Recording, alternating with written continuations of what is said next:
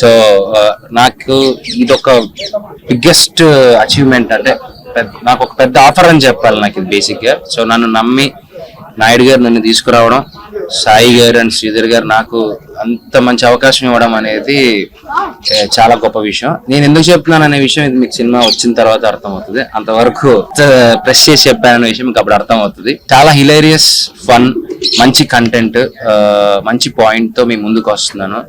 So మా అందరినీ bless చేస్తారని, సో నాకు విజన్ మూవీ మేకర్స్ లో ఒక మంచి హిట్ ఇవ్వాలని, నాకు ఒక మంచి హిట్ ఇవ్వాలి అని మనస్ఫూర్తిగా కోరుకుంటూ, sir thank you Sai sir, నన్ను నమ్మి నన్ను ఇక్కడ తీసుకొచ్చారు. విల్ డూ బెస్ట్, తప్పకుండా మంచిగా చేసి మీ ముందుకు వస్తాం, అతి త్వరలో వస్తాము.